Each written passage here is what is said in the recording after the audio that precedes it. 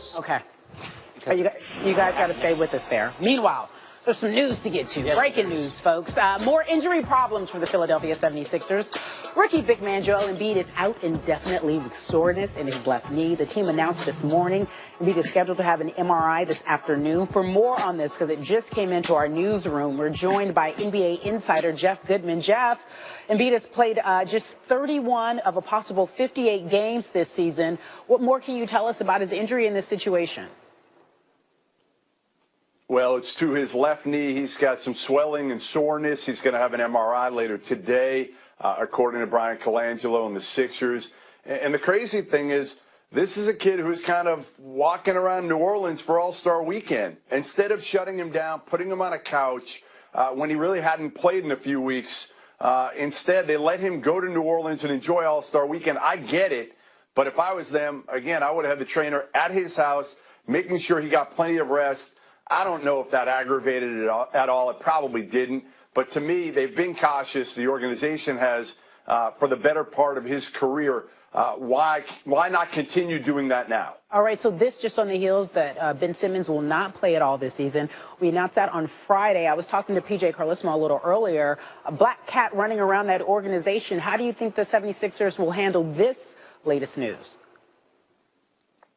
Now, this is going to be a tough blow. I mean, again, they played fairly well without Ben Simmons, and now you've got to look at the decision not to move Jahlil Okafor for the trade deadline and say, hey, maybe Brian Colangelo knew something. He traded Nerlens Noel to Dallas, but he kept Okafor after it looked like Okafor was a lock to be dealt. In fact, a couple weeks ago, he was kept at home when the team went to Charlotte before the All-Star break because he thought he had a deal. Colangelo did 99% done with Portland. So now they've got Okafor.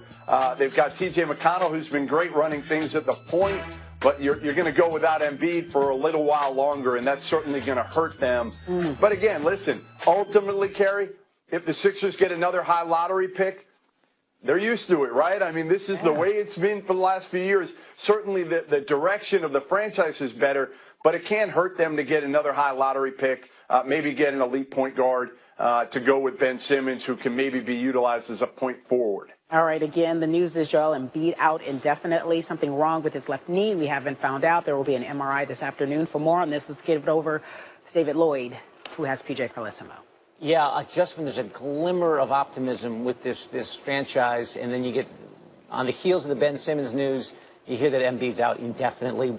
Your reaction to what's going on there? Well, long term, I don't think it's going to be a problem. As long as he's healthy long term, it's fine. I'm really encouraged. I mean, they got to be thrilled. Joel Embiid looks like one of the best, if not the best, young player in the league right now. The way he was playing, and he was doing everything. I knew he was good. I'd watched him on tape a lot. I saw him once in person in Kansas. He's a big, strong guy. I mean, shooting threes, putting the ball on the floor, passing the ball. I mean, he's a complete player. The only question going forward with him is health. If he stays healthy, he's going to be one of the best players. He's an all-NBA player. That's a big if, though. He had the foot problems. It is, but again, the encouraging thing about this, he hyperextended the left knee. That's a new injury. So take it good news, bad news. I think it's good because it's not re-injuring what had been a problem, and hopefully it won't be going forward. And I disagree with Jeff. I mean, he didn't hurt it in New Orleans. He didn't make it worse in New Orleans. You had no problem with him basically being at the break? Plus, he's going to do whatever he wants to do. If it was really a concern, they'd have had him at home or they'd have had him off his feet.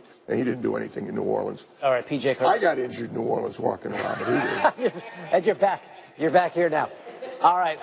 The other big news, or sort of went under the radar a little bit, Draymond Green didn't play well Saturday night, and Steve Kerr decided to have him sit next to him for a while. Let's hear what's going on there. Were you surprised that you didn't come back in the fourth and also in the second? Did Steve tell you that was how it was going to go?